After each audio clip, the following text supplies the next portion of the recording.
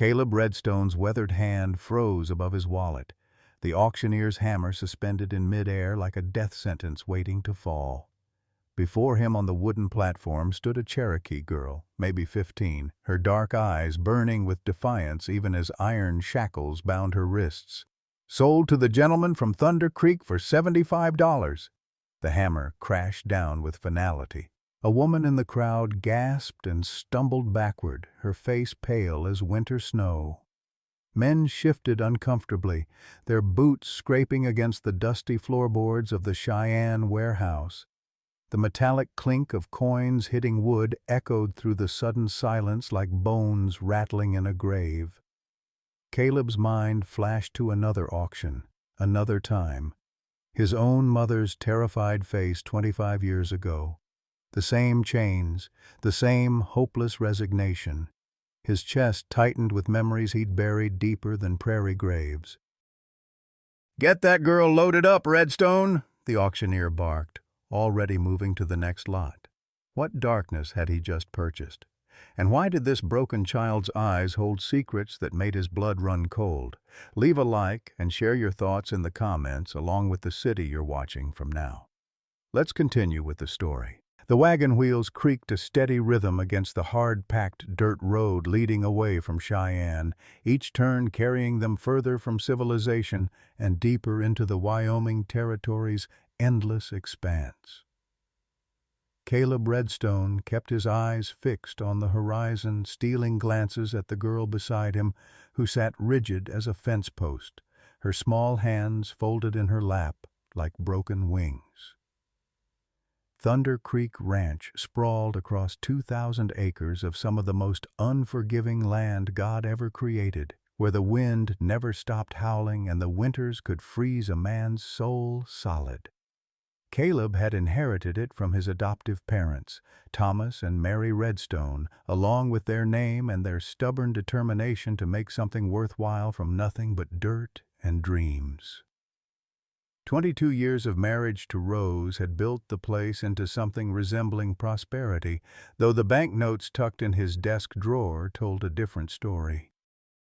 Rose Redstone stood on the wraparound porch of their timber-framed house, her blonde hair streaked with premature gray, and her hands twisted in her apron like she was wringing the neck of her own hopes. At 44, she carried herself with the careful posture of a woman who had spent 2 decades tiptoeing around the empty spaces where children's laughter should have been.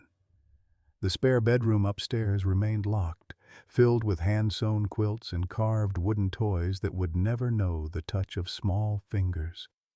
"Lord Almighty," Rose whispered as the wagon approached, her eyes taking in the girl's torn dress and the way she flinched when Caleb offered his hand to help her down. "Child, what have they done to you?" Autumn Rivers, that was the name scrawled on the papers the auctioneer had thrust into Caleb's hands, stepped onto the porch with the careful movements of someone who had learned that sudden gestures brought swift punishment. Her Cherokee heritage showed in the proud line of her jaw and the midnight black hair that fell past her shoulders, but her eyes held secrets that made Caleb's military-trained instincts prickle with warning. The ranch house itself stood like a fortress against the elements, built to withstand the brutal winters and scorching summers that defined Wyoming life. Cattle dotted the distant pastures, their shapes dark against the golden grass that stretched toward mountains that rose like cathedral spires against the endless sky. Old Pete, their only remaining ranch hand, emerged from the barn with his weathered face creased in curiosity. "This here's Autumn," Caleb announced, his voice carrying the authority of a man who had learned to command respect through deed rather than volume. "She'll be staying with us, helping Rose with the house and learning the ways of ranch life." Rose stepped forward with the gentle determination that had made her the unofficial midwife for every family within 50 miles. "Come along, dear one. Let's get you cleaned up and fed. There ain't nothing in this world that can't be made better with soap, warm water, and a full belly." But as Autumn followed Rose into the house, Caleb caught sight of something that made his blood run cold, thin scars crisscrossing the girl's neck, barely visible beneath her tangled hair, marks that spoke of horrors no child should ever endure. The first weeks of October brought an uneasy rhythm to Thunder Creek Ranch, like a song played in the wrong key but somehow still recognizable. Autumn moved through her days with the careful precision of someone who had learned that invisibility meant survival, helping Rose with the endless tasks that kept a ranch house functioning while the Wyoming wind rattled the windows like restless spirits. Rose threw herself into mothering the girl with a fierce determination that bordered on desperation. Every morning she would brush Autumn's long black hair until it shone like polished obsidian, braiding it with ribbons she had been saving for 20 years. She cooked elaborate meals that could have fed a harvest crew, watching with satisfaction as some color returned to the girl's hollow cheeks.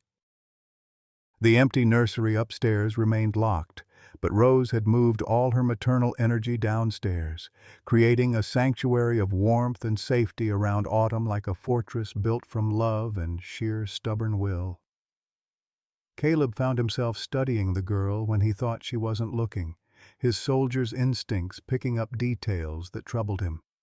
The way she never sat with her back to a door, how she flinched when anyone moved too quickly in her peripheral vision, the fact that she could read the veterinary manual in his study with an understanding that went far beyond her supposed education.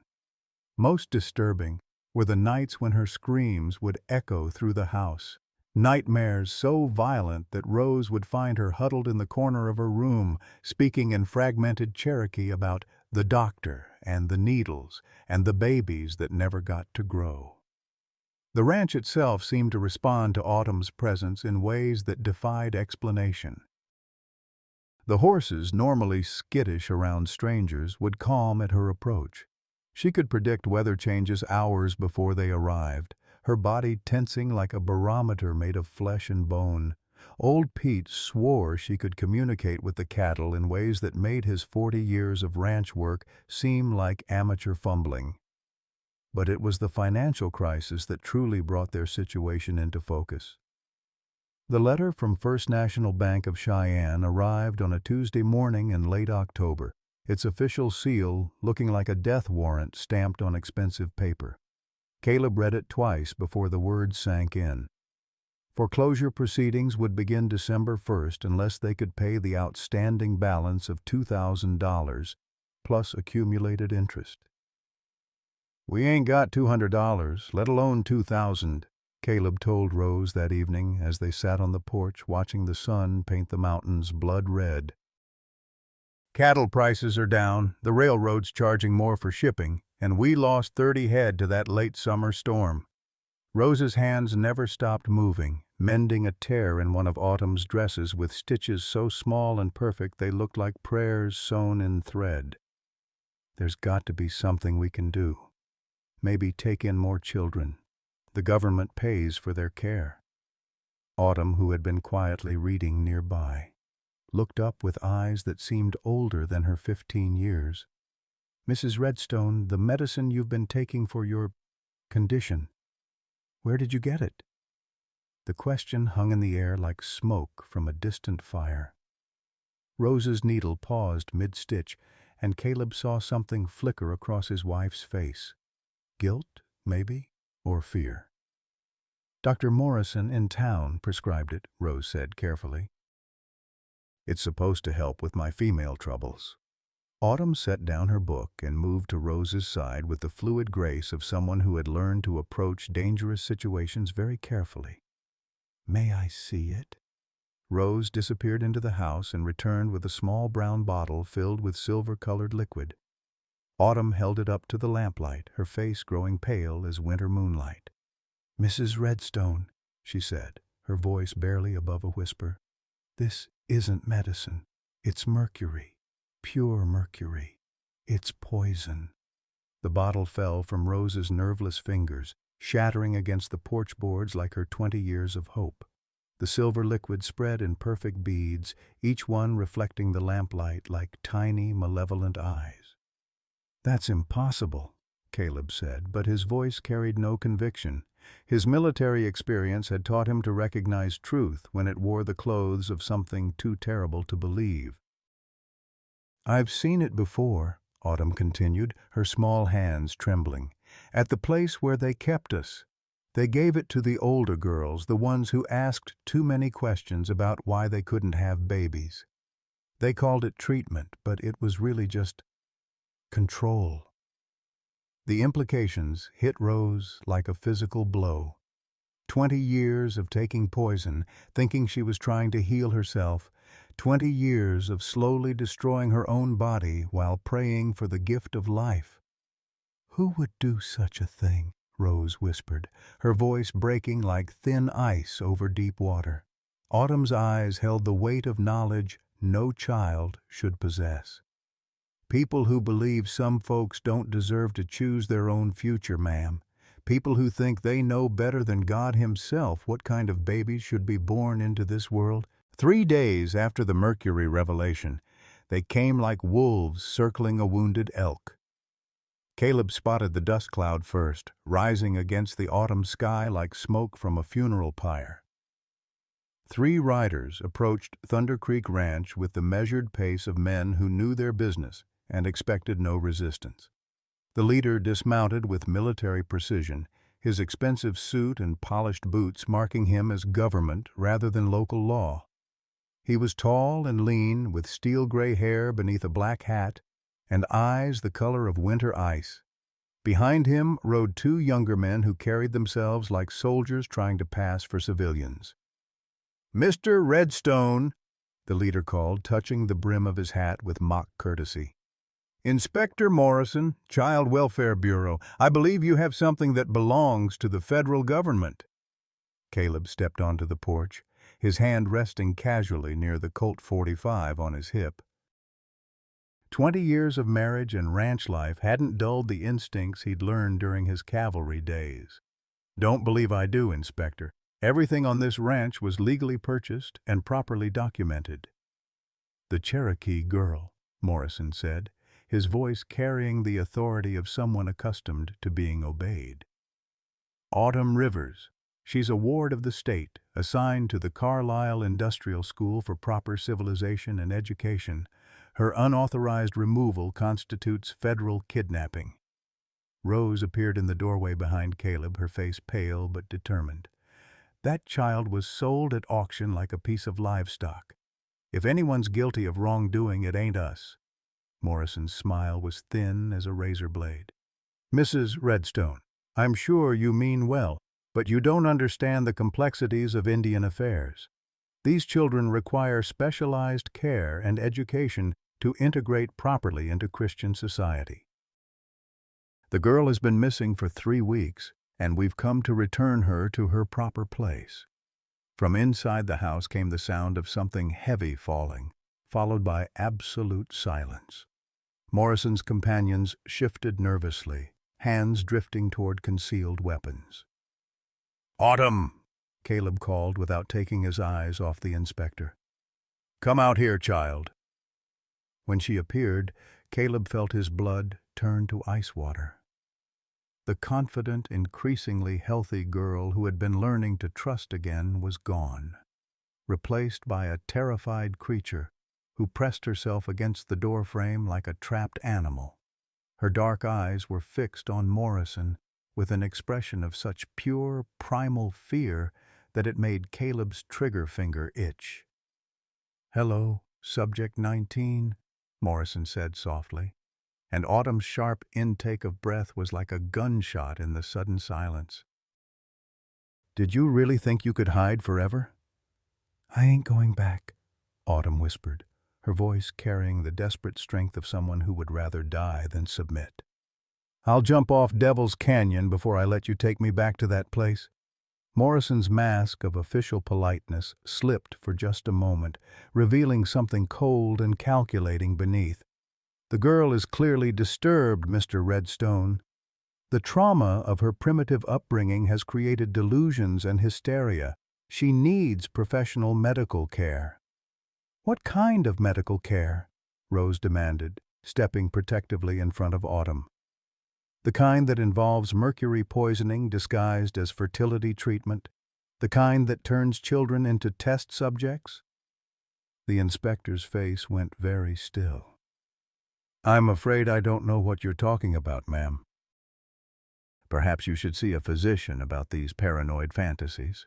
But Caleb had caught the momentary flicker of recognition in Morrison's eyes, the tiny tell that every good soldier learned to read. This man knew exactly what Rose was talking about, which meant the horrors Autumn had described in her nightmares were real. Autumn, Caleb said quietly, never taking his eyes off Morrison. Tell me about the place where they kept you. Her words came in broken fragments like pieces of a shattered mirror reflecting unspeakable truth. The Civilization Institute in Colorado Territory. They said we were learning to be good Christian workers, but that wasn't what they really wanted. The doctor, he would examine us, take measurements, give us injections that made us sick. The older girls, the ones who started becoming women, they would disappear for weeks at a time. When they came back, they were different. Broken. Morrison's hand moved toward his coat, but Caleb's Colt was already clearing leather with practiced speed. Easy there, Inspector, Caleb said, his voice carrying the quiet authority of a man who had killed before and would do so again if necessary. Keep your hands where I can see them. This is absurd, Morrison blustered, but his companions were already reaching for their own weapons. You're threatening federal officers in the performance of their lawful duties.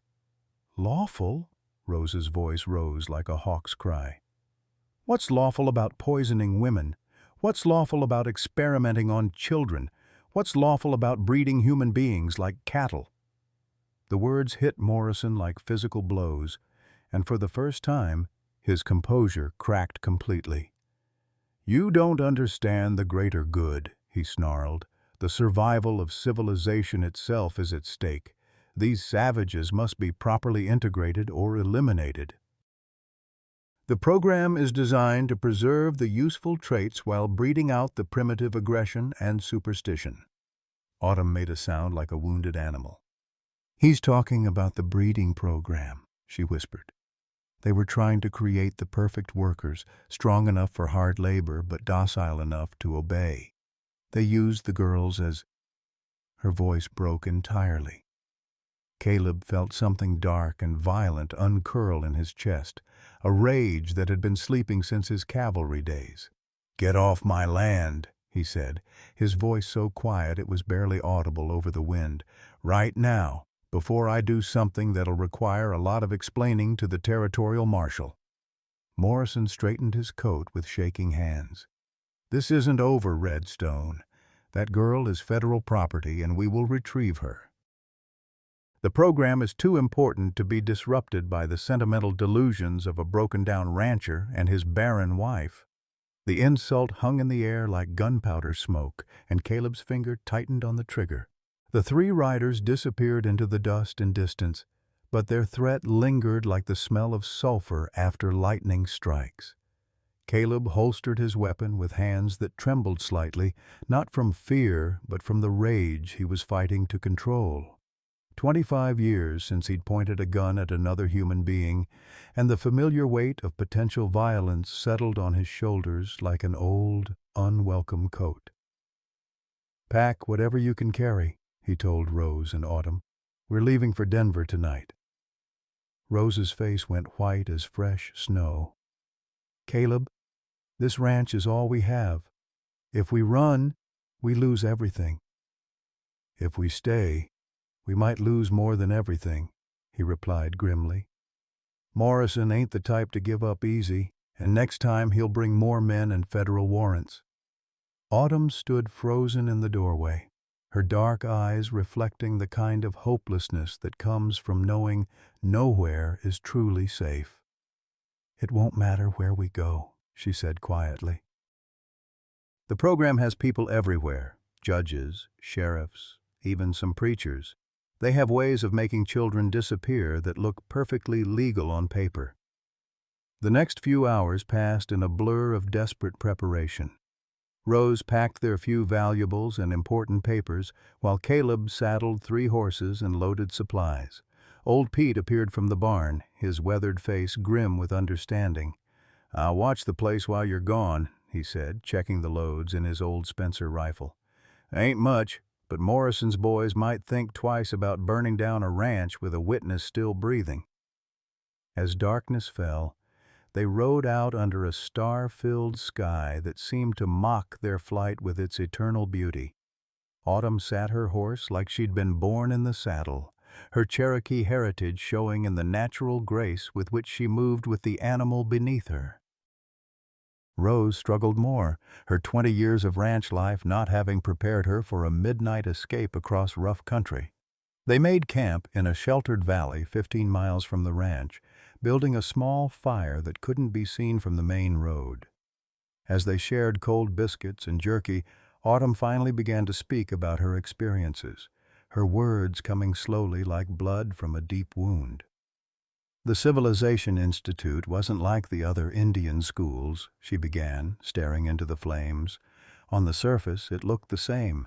They cut our hair, made us wear white children's clothes, forbade us to speak Cherokee or practice our traditions. But there were other things, secret things that happened in the medical wing."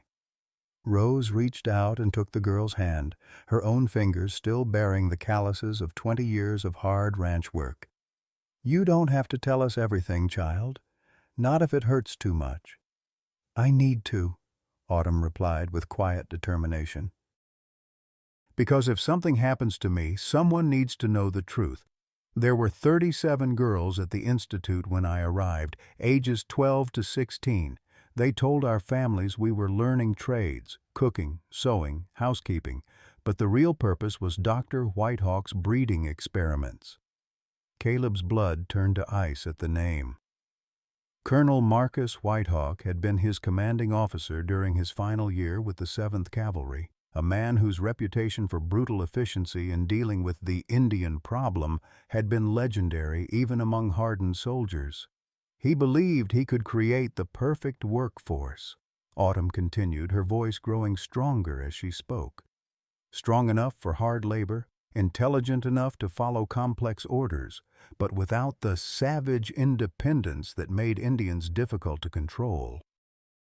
He was using Cherokee and other tribal girls as breeding stock, selecting specific men, often soldiers or former soldiers, to father children with particular traits." Rose made a small, broken sound deep in her throat. "Sweet Jesus, those poor babies." "There were no babies," Autumn said flatly. "Not living ones. The pregnancies were just experiments.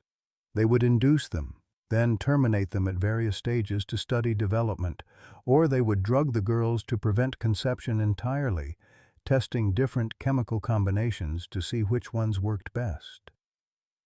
The fire crackled and popped in the silence that followed, sending sparks up toward the indifferent stars. Caleb found himself thinking of his own childhood, of the Redstone family who had taken in an orphaned boy with no questions asked and raised him as their own. How different would his life have been if men like Whitehawk had gotten hold of him first? "How did you escape?" Rose asked gently. Autumn's smile was bitter as winter wind. "I didn't. I was selected for the next phase of the program, the actual breeding. They were preparing to transfer me to a facility in Colorado Territory where they kept the male subjects. But the night before the transfer, one of the older girls, a Lakota named Star Walker, created a distraction. She set fire to the medical wing and died in the flames, but the chaos allowed 3 of us to get away." "Where are the other 2 girls now?" Caleb asked. "Dead. The program has bounty hunters, men who specialize in tracking runaway subjects. Maria Sandcrow made it almost to the Mexican border before they caught her. Elena Two Feathers lasted 6 months before they found her hiding with relatives in Oklahoma Territory." Autumn's voice was steady, but tears gleamed on her cheeks in the firelight. "I've been running for 8 months, staying ahead of them by never staying anywhere longer than a few days. But I was getting weaker, hungrier. When you bought me at that auction, I thought it was just another form of slavery.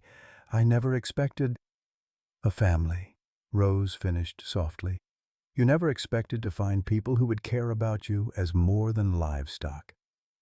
They slept little that night, taking turns standing watch while the others dozed fitfully. At dawn, they broke camp and continued toward Denver, staying off the main roads and avoiding settlements where strangers might be noticed and remembered. It was mid-morning when they saw the smoke. Thunder Creek Ranch was burning, black columns of smoke rising like funeral pyres against the autumn sky. Even from 15 miles away, they could see the orange glow of flames consuming everything Caleb and Rose had spent 22 years building. "Pete," Rose whispered, her face crumpling with grief and fear. They found old Pete's body near the barn, shot 3 times in the chest. He'd managed to take 2 of Morrison's men with him, their bodies sprawled in the dust like broken dolls. But the message was clear. Cooperation with federal fugitives would be met with swift and violent retribution.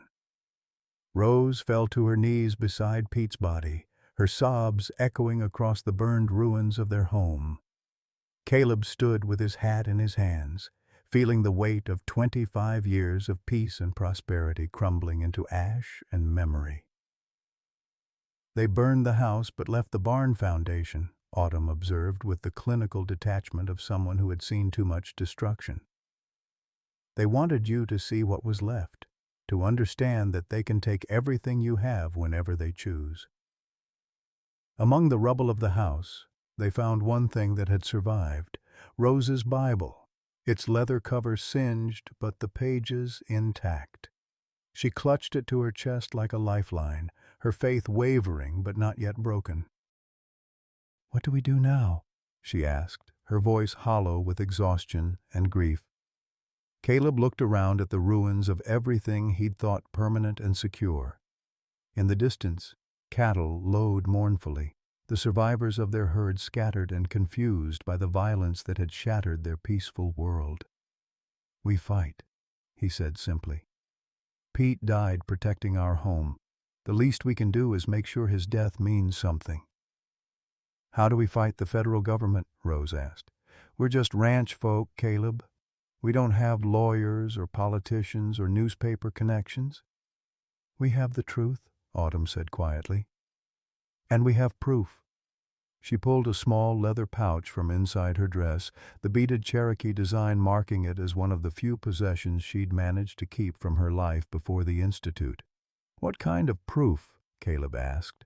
"Medical records, correspondence between Dr. Whitehawk and government officials, financial records showing payments to bounty hunters and local officials." Autumn's voice grew stronger with each word. "I stole them when I escaped. I've been carrying them ever since, waiting for someone brave enough to help me use them." Rose looked up from Pete's body, her eyes red with tears, but blazing with newfound determination. "Then we'd better find ourselves a newspaper editor with more courage than sense." As they prepared to bury Pete beside the burned remains of their home, Caleb reflected on the strange turns life could take. 3 days ago, he'd been a struggling rancher worried about bank payments and cattle prices. Now, he was a federal fugitive, harboring evidence that could topple government officials and expose crimes that reached into the highest levels of power. But as he looked at Autumn, this brave girl who had survived horrors he couldn't imagine and still found the strength to trust again, he knew there was no choice but to see this through to whatever end awaited them. The truth, once unleashed, has a power all its own. And sometimes, Caleb thought as he shoveled dirt over Pete's grave, the truth is the only weapon ordinary people have against extraordinary evil. The Denver Herald occupied a narrow 3-story building wedged between a barber shop and a hardware store on Blake Street, its windows grimy with coal dust and its wooden sign weathered by countless Colorado winters. Editor Samuel Hayes was a thin man with ink-stained fingers, and the kind of perpetual scowl that came from 30 years of fighting, losing battles against corruption and indifference. "You're asking me to commit professional suicide," Hayes said after reading the documents Autumn had spread across his cluttered desk. His voice carried the weariness of a man who had seen too many stories die before they could see print. "These allegations against Colonel Whitehawk and the federal Indian programs, even if they're true, I don't have the resources to verify them or the legal protection to publish them." Caleb leaned forward, his weathered hands gripping the edge of the desk. "Mr. Hayes, they burned my ranch and killed my ranch hand to keep this quiet." "That ought to tell you something about how important this story is." "It tells me they're willing to kill to protect it," Hayes replied grimly. "Which means they won't hesitate to shut down my newspaper and maybe put a bullet in my head if I start asking the wrong questions." Rose had been silent through most of the conversation, studying the framed photographs on Hayes's wall, images of mining disasters, railroad accidents, and political rallies that had filled his newspaper's pages over the years. Now she spoke with the quiet authority of a woman who had spent 20 years as the unofficial chronicler of births, deaths, and tragedies in her corner of Wyoming territory. "Mr. Hayes, how many children do you have?" she asked. The question caught the editor off guard. 3 daughters. Why?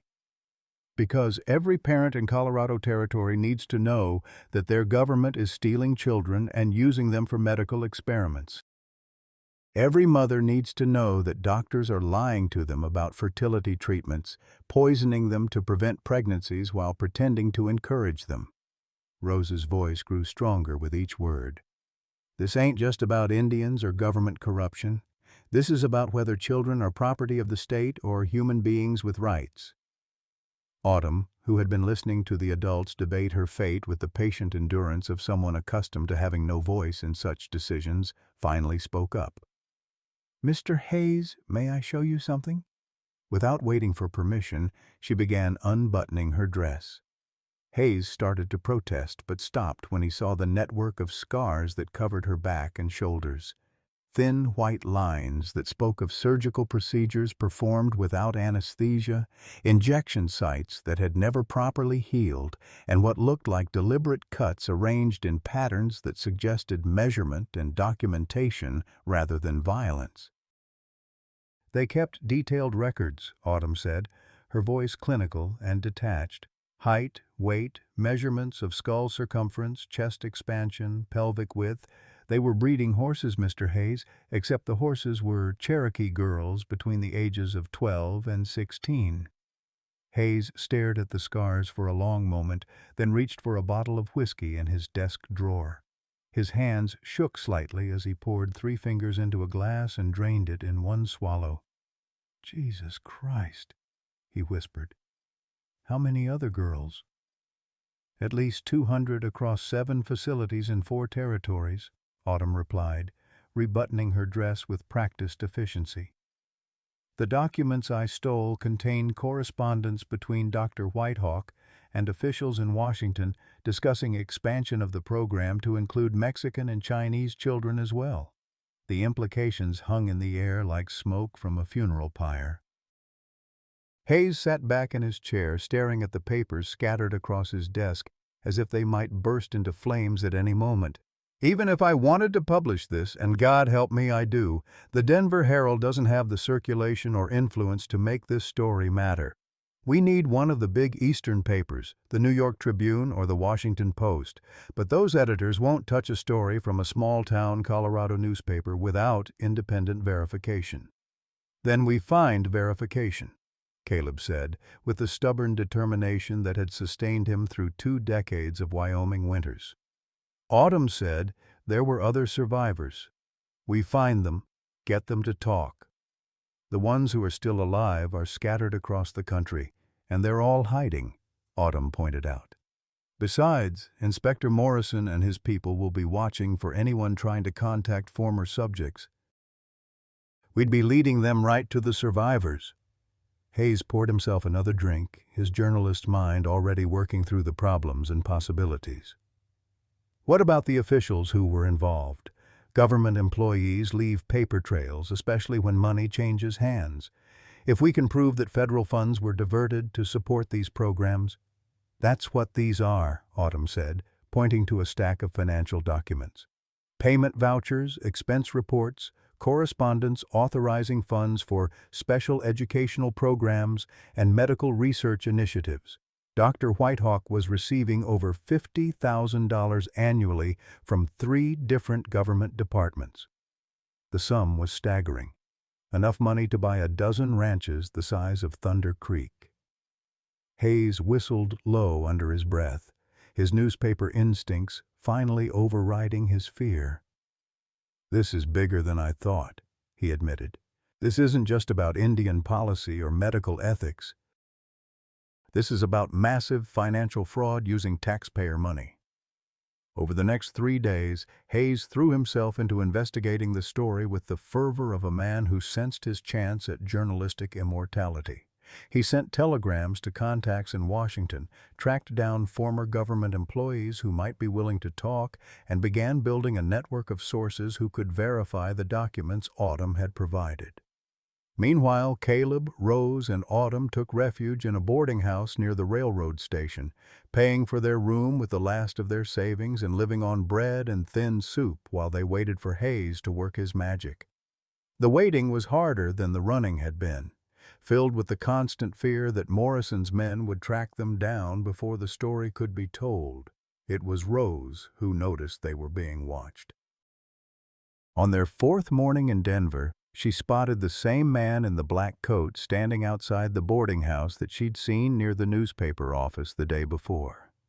He was tall and well-dressed, with the kind of careful grooming that marked him as either a professional or someone trying to look like one. "We need to leave," she told Caleb urgently. "Tonight, before they can organize a proper trap." But it was already too late. As darkness fell, men began taking positions around the boarding house, shadows moving with military precision, cutting off escape routes with the efficiency of a perfectly executed maneuver. Caleb counted at least 6, possibly more, all armed and all moving like trained soldiers rather than local law enforcement. "They found us," Autumn said, her voice carrying the weary resignation of someone who had always known this moment would come. Inspector Morrison wasn't lying when he said the program had people everywhere. From their second-floor room, they could see men positioning themselves in the alley behind the building while others took up stations across the street. The boarding house was completely surrounded, and any attempt to escape would result in a running gun battle through the streets of Denver. "Maybe we should surrender," Rose said quietly. "If we give ourselves up, maybe they'll let us live." Autumn's laugh was bitter as winter wind. "Mrs. Redstone, people who know what we know don't get to surrender. They get to have accidents or commit suicide or simply disappear without anyone asking too many questions." Caleb checked the loads in his Colt 45, his military training taking over as he assessed their tactical situation. 6 rounds in the cylinder, maybe 20 more in his gun belt. Against at least 6 professional killers with military-grade weapons and the advantage of position, their chances were somewhere between slim and non-existent. It was then that Samuel Hayes appeared at their door, his face flushed with excitement and fear in equal measure. "Pack your things," he said urgently. "I just received a telegram from Washington. Senator Morrison, no relation to your Inspector Morrison, is calling for congressional hearings on Indian affairs. He specifically mentioned irregularities in the funding of educational programs. The story's about to break whether we're ready or not." The sound of breaking glass from downstairs told them their time had run out. Heavy footsteps echoed through the boarding house as Morrison's men began their final assault, and Caleb knew that whatever happened in the next few minutes would determine whether the truth about the breeding program would ever see the light of day. The gunfire erupted like thunder in the narrow confines of the boarding house, splintering wood and shattering glass as Morrison's men stormed the building with military precision. Caleb pressed himself against the wall beside their door, his Colt drawn and ready, while Rose and Autumn crouched behind the iron bed frame that offered scant protection from the bullets that were already chewing through the thin walls. "Back stairs," Hayes whispered urgently, pointing toward a narrow servants' staircase at the rear of the building. "It leads to the alley behind the kitchen." "That alley's crawling with their men," Caleb replied grimly, listening to the heavy boots pounding up the main staircase. "We'd be walking into a shooting gallery." The door to their room exploded inward as Morrison's men applied a sledgehammer to the lock. Caleb's first shot took down the lead man, spinning him backward into his companions and buying them precious seconds. But there were too many of them, and more were coming up the back stairs Hayes had suggested as their escape route. Rose clutched Autumn protectively, her 20 years of frontier life having taught her that when violent men came calling, women and children rarely survived to tell about it. "Lord God," she prayed aloud, "if this is our time, please let someone remember what we tried to do." It was then that the sound of cavalry horns echoed through the Denver streets, followed by the thunder of hoofbeats and shouted military commands. Through the shattered window, Caleb saw blue-uniformed soldiers surrounding the boarding house, their rifles trained on Morrison's men with the practiced efficiency of troops who had seen real combat. "Federal marshals, drop your weapons!" The voice that boomed through the chaos carried the absolute authority of someone accustomed to being obeyed without question. "This building is under the protection of the United States Army by direct order of Senator William Morrison of Kansas." The gunfire ceased as suddenly as it had begun, replaced by tense silence broken only by the groans of wounded men and the creak of settling timber. Through the smoke and dust, Inspector Morrison appeared in their doorway, his expensive suit torn and bloodied, his ice-cold eyes blazing with frustrated rage. "This isn't over, Redstone," he snarled, his weapon still trained on Caleb's chest.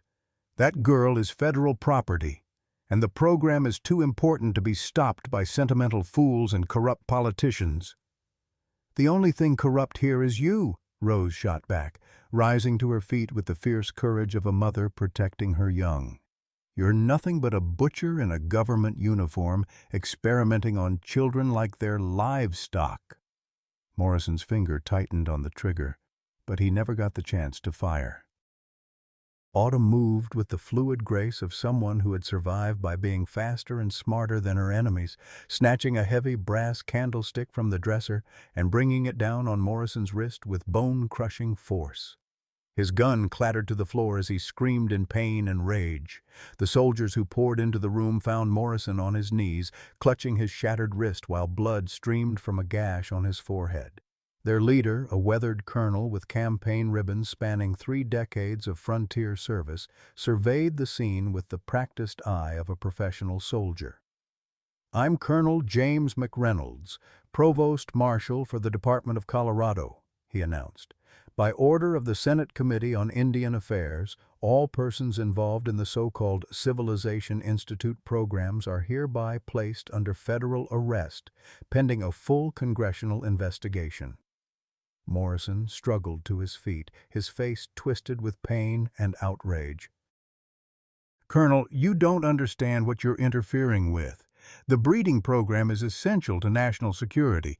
These savages must be properly controlled and civilized, or they'll—" McReynolds' fist connected with Morrison's jaw with the solid impact of a sledgehammer hitting stone, dropping the inspector to the floor in an unconscious heap. The colonel flexed his knuckles and looked around the room with satisfaction. "30 years I've been fighting Indians," he said conversationally, "and I never once thought about breeding them like cattle. Some of you government men make the Cheyenne look civilized by comparison." As Morrison's surviving men were led away in shackles, Colonel McReynolds turned his attention to the documents Autumn had been carrying. His weathered face grew increasingly grim as he read through the medical records and financial statements that detailed the scope of White Hawk's operations. How many facilities? He asked Autumn directly. 7 that I know of, sir. Colorado Territory, New Mexico Territory, Arizona Territory, and 4 in Indian Territory. They were planning to expand into California and Oregon. And the number of children involved?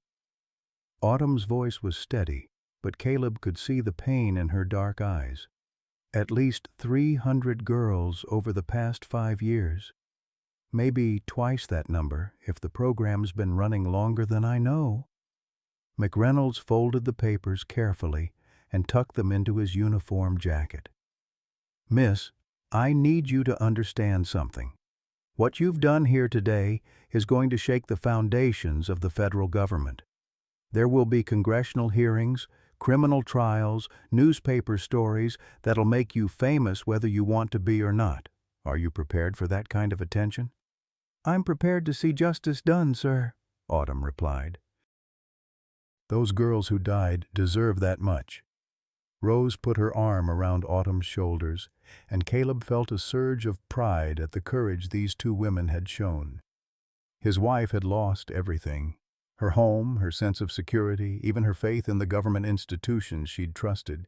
But she'd never wavered in her determination to protect an orphaned Cherokee girl who'd become the daughter she'd never been able to have. What happens now? Caleb asked. Now we go to Washington, McReynolds replied. All 3 of you are going to testify before Congress about what you've seen and experienced. Senator Morrison has already scheduled hearings, and the newspaper stories are starting to appear in papers from New York to San Francisco. Samuel Hayes, who had been quietly taking notes throughout the confrontation, looked up from his pad with the gleam of a journalist who just stumbled onto the story of a lifetime. Colonel, I'll need to send telegrams to my contacts at the major papers. This story needs to reach every parent in America. See that it does, McReynolds agreed. The American people deserve to know what's been done in their name. As they prepared to leave the blood-stained boarding house, Rose paused to look back at the room where they'd nearly died defending the truth. 24 hours ago, she'd been a childless rancher's wife whose biggest concern was making ends meet until spring. Now she was about to become a key witness in what promised to be one of the biggest government scandals in American history. Caleb, she said quietly, do you think Pete would be proud of what we're doing? Caleb thought of his old ranch hand's body lying in the ashes of their burned home, and of all the unnamed children who had died in Whitehawk's facilities with no one to remember their names or mourn their passing. I reckon he would, Rose. I reckon he'd say we finally found something worth dying for. The congressional hearing room in Washington, D.C. felt like a cathedral built for the worship of power rather than God, its soaring ceilings and marble columns designed to make ordinary citizens feel small and insignificant. Autumn sat at the witness table wearing a simple blue dress that Rose had bought for her in Denver, her hands folded in her lap as she faced a semicircle of senators whose expressions ranged from skeptical curiosity to barely concealed hostility. Senator William Morrison of Kansas, the man whose intervention had saved their lives in Denver, served as chairman of the special committee investigating what the newspapers had dubbed the breeding scandal. His weathered face and gray beard gave him the appearance of an Old Testament prophet, and his voice carried the moral authority of someone who had spent 40 years fighting for causes that others considered lost. Miss Rivers, Senator Morrison began, you have made serious accusations against respected government officials and established federal programs. Before we proceed, I want to ensure you understand the gravity of these proceedings. Are you prepared to swear under oath that everything you are about to tell this committee is true? Yes, sir, Autumn replied, her voice steady despite the dozens of reporters scribbling notes in the gallery behind her. Every word. The questioning began gently, with Senator Morrison walking Autumn through her early life on the Cherokee Reservation in Oklahoma Territory, the death of her parents in what officials had called a measles epidemic, and her subsequent placement in the Carlisle Industrial School. But as her testimony moved into the darker territory of her experiences at the Civilization Institute, the atmosphere in the room grew thick with tension. "Describe for the committee the medical procedures you witnessed or experienced," Senator Morrison said, his voice carefully neutral. Autumn's hands tightened in her lap, but her voice remained clear. The examinations began immediately upon arrival. Dr. Whitehawk and his assistants would measure every part of our bodies: height, weight, skull circumference, the width of our hips. They said they were checking for signs of disease, but the measurements were recorded in files labeled with numbers instead of our names. Senator Harrison Caldwell of Massachusetts, a thin man with the pale complexion of someone who spent his life indoors, leaned forward skeptically. "Miss Rivers, these sound like standard medical examinations. What makes you believe there was anything improper about them?" The question hung in the air like smoke from a funeral pyre, and Caleb felt his hands clench into fists as he watched Autumn steel herself for what was coming next. "Because the examinations included intimate procedures that had nothing to do with health," she replied quietly. "Dr. Whitehawk would examine our reproductive organs while his assistants took notes about our breeding potential. Girls who had begun their monthly cycles were given special medicines that either prevented or induced pregnancy, depending on what the doctor wanted to study." The reporters' pencils stopped moving.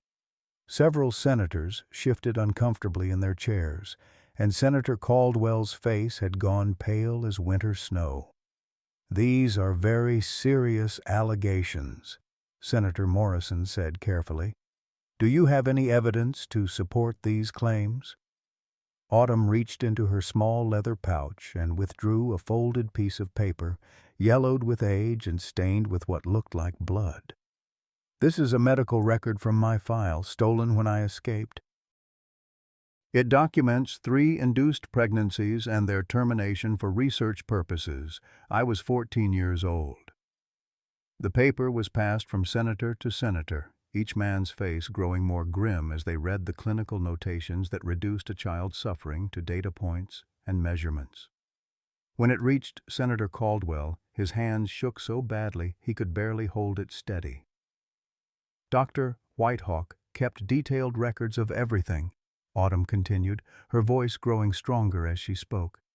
"He believed he was conducting important scientific research that would help the government solve what he called the Indian problem once and for all. His goal was to breed out what he considered savage traits while preserving useful characteristics like physical strength and manual dexterity." Senator James Bradford of Texas, a large man with the weathered face of someone who had spent years working outdoors before entering politics, spoke up with barely controlled anger. "Miss Rivers, you're describing crimes that would be considered barbaric even in wartime. Are you telling this committee that federal employees, acting under government authority, were conducting breeding experiments on American children?" "Not just conducting them, sir," Autumn replied. "Expanding them. The documents I stole show plans to establish facilities in California, Oregon, and Washington Territory." Dr. Whitehawk was also negotiating with officials in Mexico to acquire children from Apache and Comanche tribes who had fled across the border. The implications hit the assembled senators like a physical blow. This wasn't just a case of isolated abuse at a single facility. It was evidence of a systematic program designed to reshape the racial composition of America through controlled breeding and selective elimination. Rose, seated in the gallery beside Caleb, felt tears streaming down her cheeks as she listened to Autumn describe horrors that no child should ever have to endure, much less survive. 20 years of childlessness had taught her to recognize the particular kind of grief that came from lost potential.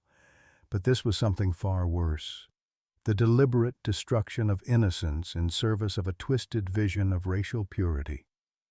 "Miss Rivers," Senator Morrison said gently, "I know this is difficult, but I need you to tell the committee about the other children." How many were there, and what happened to them? Autumn was quiet for a long moment, her dark eyes distant as she remembered friends who would never grow up to have families of their own. There were 37 girls at the institute when I arrived, ranging in age from 12 to 16. During my time there, I saw 8 of them die from complications related to the medical procedures. 3 others died by their own hand rather than continue to endure what was being done to them. The silence that followed was broken only by the scratching of reporters' pencils and the muffled sobs of spectators in the gallery. Senator Bradford wiped his eyes with a handkerchief, his composure cracking as the full horror of what Autumn was describing sank in. "What about the survivors?" he asked hoarsely. "Scattered across the country, hiding under assumed names, terrified that the program's agents will find them and bring them back." Autumn's voice carried the weariness of someone who had spent months looking over her shoulder. "The program has bounty hunters, men who specialize in tracking down escaped subjects. They're paid $25 for every child they return, $50 if the child is brought back alive and unharmed." Senator Caldwell found his voice again, though it trembled with suppressed rage. "Miss Rivers, do you know how this program was funded?" "Yes, sir. Through 3 different federal departments: the Bureau of Indian Affairs, the War Department, and something called the Office of Territorial Development. The total annual budget was over $200,000. The sum was staggering, enough money to build railroads or establish entire towns. The realization that taxpayer funds had been used to finance crimes against children sent a ripple of outrage through the hearing room that could be felt even in the press gallery. It was then that the doors at the back of the chamber burst open, and Colonel Marcus Whitehawk strode in flanked by 2 federal marshals. Even in shackles, he carried himself with the rigid bearing of a career military officer, his steel-gray hair and piercing blue eyes marking him as a man accustomed to command. "Senators," he said in a voice that carried across the chamber like a cavalry bugle, "I demand the right to respond to these fabrications being spread by a mentally disturbed half-breed child." The insult hit Autumn like a physical blow, but she didn't flinch. Instead, she turned to face her tormentor with the same steady courage that had sustained her through months of hell. "Hello, Dr. Whitehawk," she said quietly. "I see you still prefer medical titles when you're not wearing your uniform." Whitehawk's composure cracked slightly, his eyes narrowing as he recognized the girl who had escaped his carefully controlled world. Subject 19. "I wondered what had become of you." "My name is Autumn Rivers," she replied with quiet dignity. "I am not a number, and I am not your subject." Senator Morrison's gavel rang like a gunshot as he restored order to the chamber. "Colonel Whitehawk, you are not authorized to speak at these proceedings. You will have ample opportunity to present your defense during your criminal trial." "Criminal trial?" Whitehawk's laugh was bitter as winter wind. "Senators, what I did was save this nation from being overrun by savages. The breeding program was designed to preserve useful traits while eliminating the primitive aggression and superstition that makes Indians unfit for civilized society. Every child who participated contributed to a greater understanding of human development and racial improvement." The words hung in the air like poison gas, and Caleb felt something dark and violent uncurl in his chest. This man had destroyed hundreds of lives in service of a theory that reduced human beings to livestock, and he still believed he was serving a noble cause. Rose stood up in the gallery, her voice cutting through the shocked silence like a blade. "You destroyed children's lives because you thought you knew better than God Himself, who deserved to live and love and have families." Whitehawk turned to face her, his eyes blazing with fanatic certainty. "Mrs. Redstone, isn't it?" "Yes. I remember you from the Denver reports. Another barren woman who thinks sentiment is more important than science."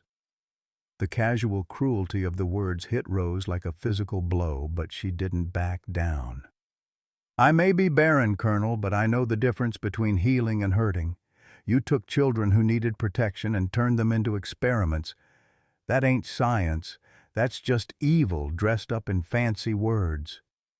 Senator Morrison's gavel rang again, but not before Whitehawk had delivered one final, devastating revelation. "Mrs. Redstone, you want to know about evil? Ask your husband about his real parentage. Ask him about the woman who died giving birth to him in a military hospital in 1841 and why Thomas and Mary Redstone were paid $500 to raise someone else's child as their own." The words hit Caleb like artillery fire, and suddenly everything made sense. His adoption by the Redstones, his natural aptitude for military service, even the strange sense of familiarity he'd felt when he first saw Whitehawk's photograph in Autumn's documents. "You're lying," he whispered, but his voice carried no conviction. Whitehawk's smile was triumphant and cruel. "Am I, son? Or are you finally ready to learn the truth about who you really are?" The revelation hung in the air like smoke from a battlefield, and Caleb felt the foundations of everything he had believed about himself crumble into dust. The congressional hearing room seemed to spin around him as Whitehawk's words echoed in his mind. Ask him about the woman who died giving birth to him in a military hospital in 1841. Senator Morrison called for a recess, his gavel ringing like a funeral bell as reporters rushed from the chamber to file their stories. But Caleb barely heard the commotion. His mind was trapped in 1841, trying to imagine a Cherokee woman dying in childbirth while giving life to a son who would grow up never knowing her name. Rose reached for his hand, her fingers intertwining with his as they had for 22 years of marriage. "It don't matter," she whispered fiercely. "Whatever blood runs in your veins, you're still the man who chose to save Autumn. You're still the man who stood up to the federal government when it was the right thing to do." But Caleb was already pulling away, his face pale as winter moonlight. "Don't you see, Rose? I'm part of his experiment. The Redstones didn't just happen to find an orphaned boy who needed a home. They were paid to raise me. $500 to turn a half-breed child into a proper white rancher."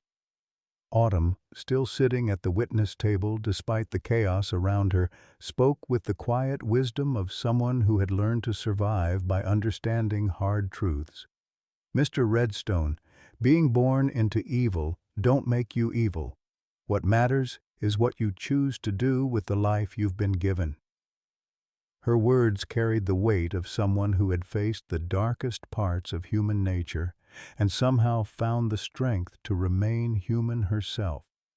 But Caleb was drowning in the implications of Whitehawk's revelation, his mind racing through memories that suddenly carried different meanings.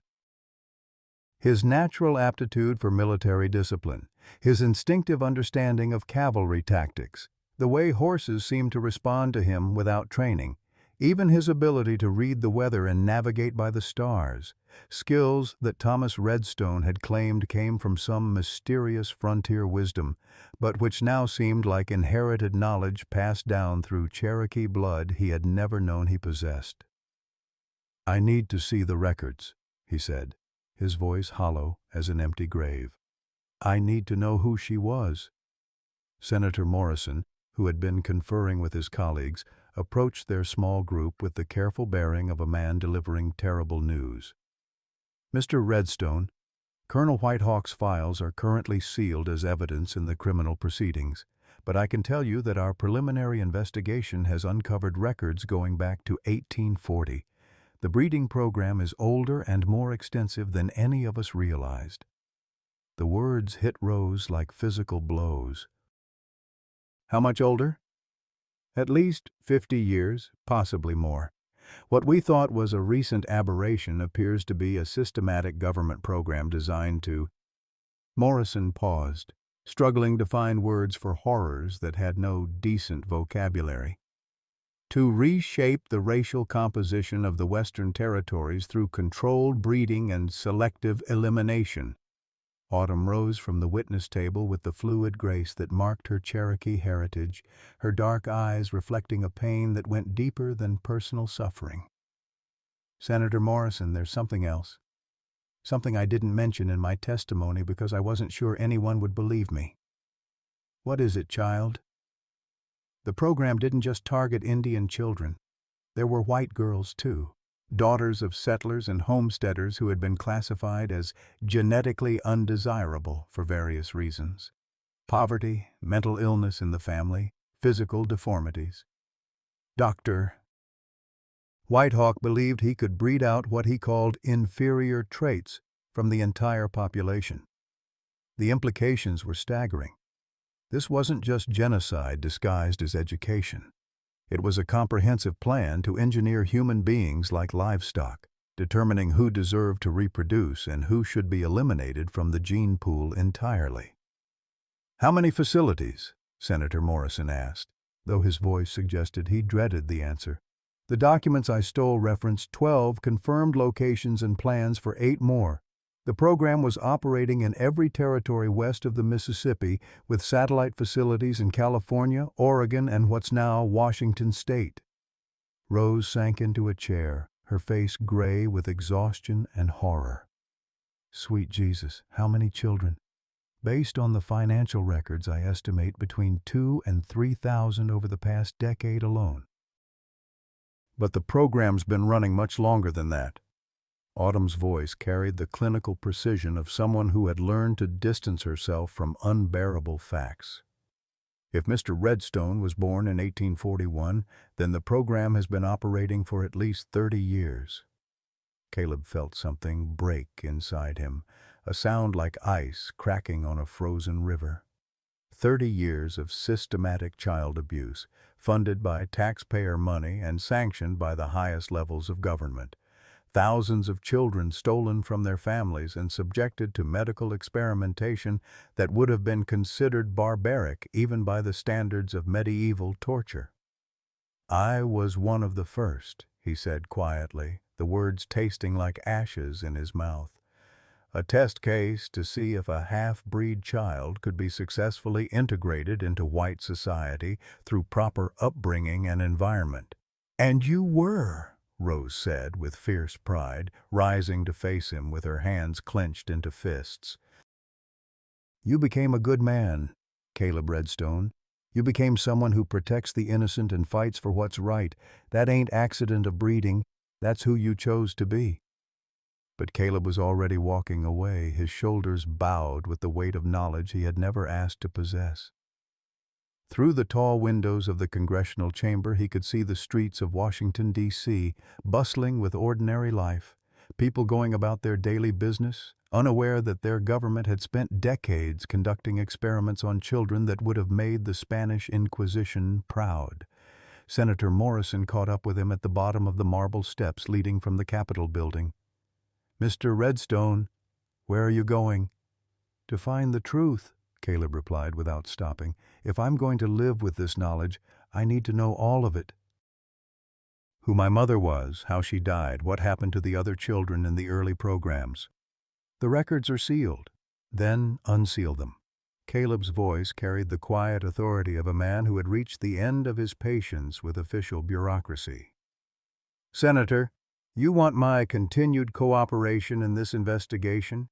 You want me to testify about what I've seen and experienced? Then I need answers, real answers, not the sanitized version designed to protect government officials who ought to be facing the gallows." Behind them, Rose and Autumn emerged from the Capitol building, both women showing the strain of the morning's revelations. Rose's face was streaked with tears, but her jaw was set with the stubborn determination that had sustained her through 20 years of childlessness. Autumn walked beside her with the careful control of someone who had learned to function despite carrying unbearable knowledge. "Caleb," Rose called, her voice carrying across the stone steps like a prayer. "Don't you walk away from us. Don't you dare let that monster's words destroy what we've built together." He stopped walking but didn't turn around. "Rose, Everything I am is built on lies. My name, my family, even my marriage to you. It's all part of some grand experiment to see how far they could push their social engineering. No. The word cut through the air like a blade, and when Caleb finally turned, he saw Autumn standing beside Rose with her small hands clenched into fists. Mr. Redstone, what happened to you as a baby don't define who you became as a man. What defines you is standing up to Whitehawk when you could have just looked the other way. What defines you is choosing to protect me when it meant losing everything you'd spent a lifetime building. The truth in her words hit him like a physical blow, but it wasn't enough to overcome the poison that Whitehawk's revelation had injected into his sense of self. He was drowning in questions that had no good answers, struggling with the realization that his entire life might have been nothing more than a successful experiment in human manipulation. "I need time," he said finally. "I need to understand what I am before I can figure out who I want to be." As he walked away into the bustling streets of the nation's capital, Rose and Autumn stood together on the Capitol steps, two women united by their shared determination to see justice done, even if it cost them everything they had left to lose. The truth, once unleashed, demanded its own reckoning, and sometimes that reckoning required more courage than ordinary people possessed. 3 months after the congressional hearings, Caleb Redstone stood in the archives of the War Department, surrounded by dusty file cabinets that contained the bureaucratic records of 30 years of government-sanctioned horror. The clerk who had reluctantly granted him access, armed with Senator Morrison's authorization and a federal court order, watched nervously from across the room as Caleb opened the file marked Subject 01 Redstone Caleb Thomas. The first document was a birth certificate dated March 15, 1841, listing his mother as Cherokee female, age approximately 16, name unknown. The clinical language made his hands shake with rage.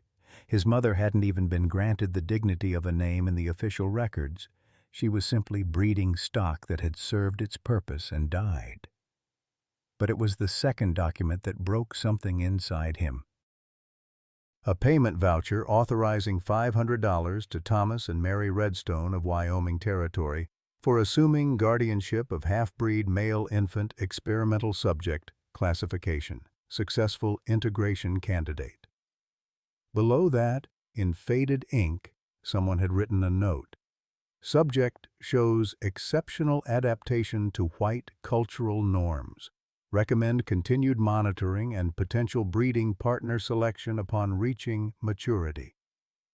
They had been watching him his entire life. Every major decision, his military service, his marriage to Rose, even his choice to settle in Wyoming rather than California, had been influenced by handlers who saw him not as a human being, but as a successful experiment that might produce useful data for future programs. The revelation that his marriage to Rose had been arranged as part of the experiment was the final blow.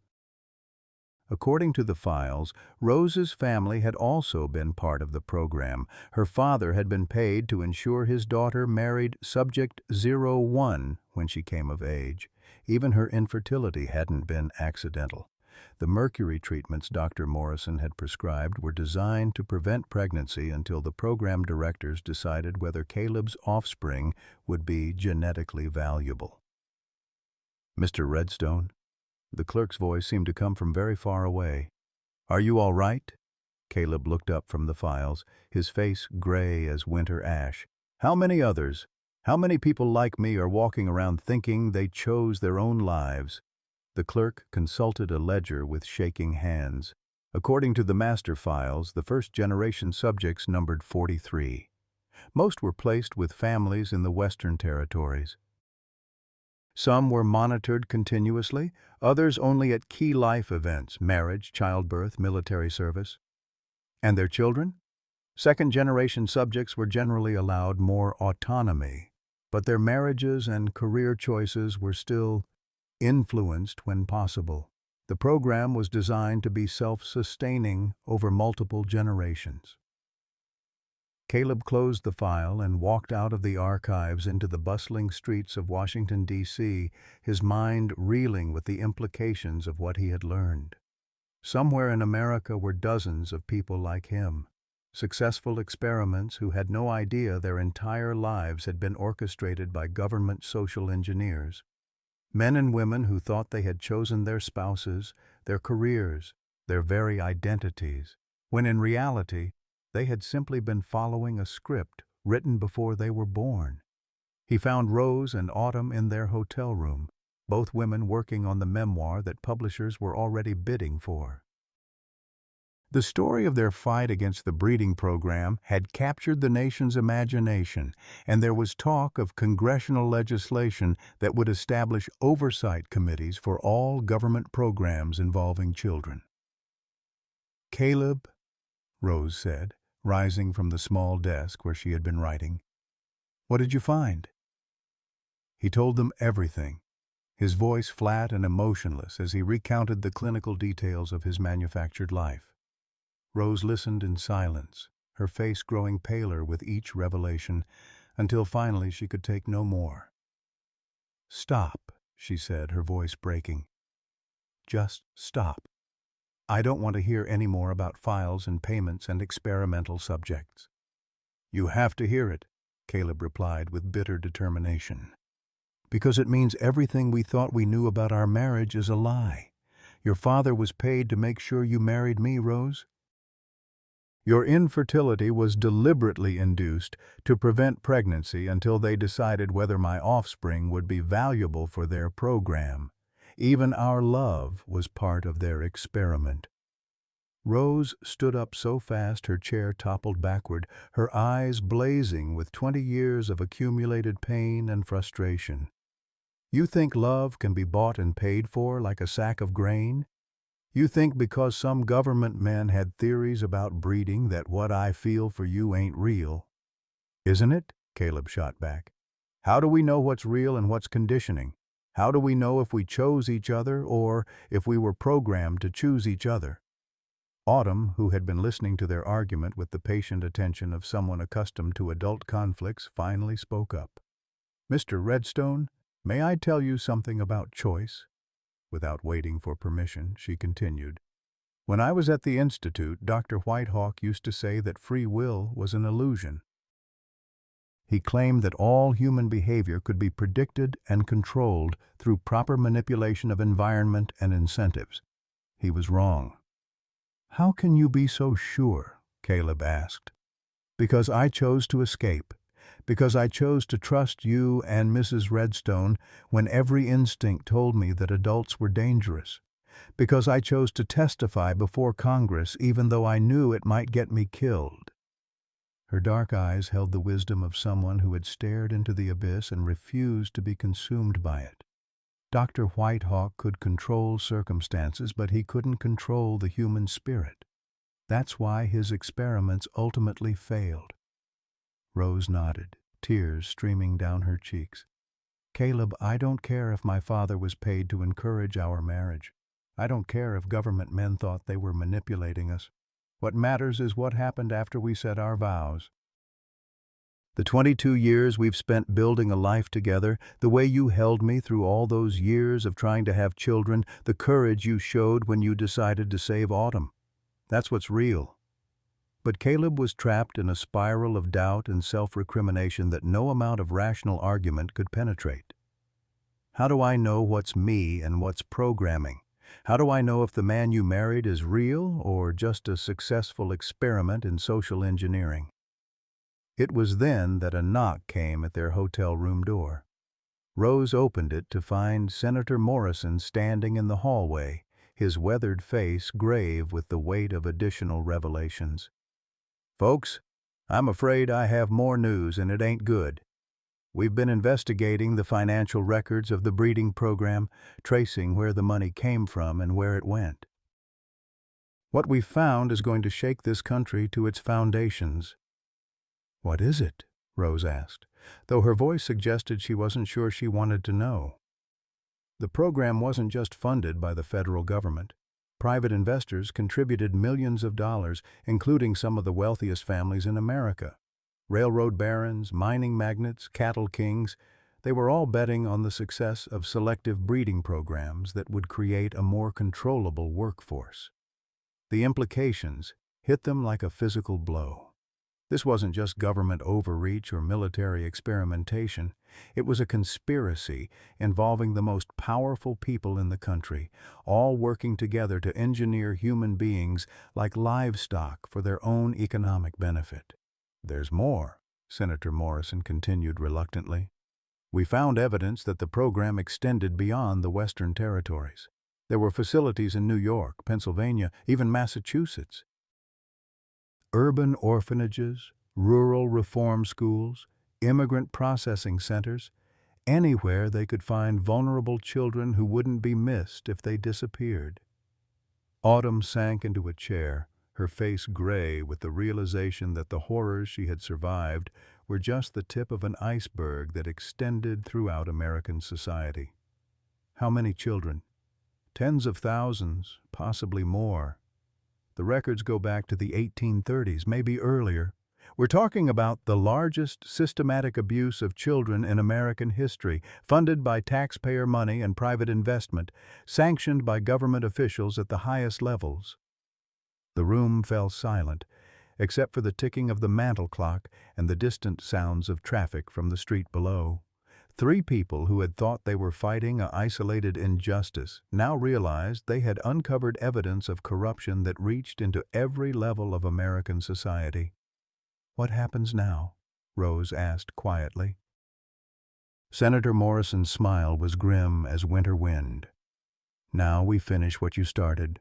We expose every official, every investor, every facility that participated in this abomination. We make sure the survivors get justice and compensation, and we pass laws that ensure nothing like this can ever happen again."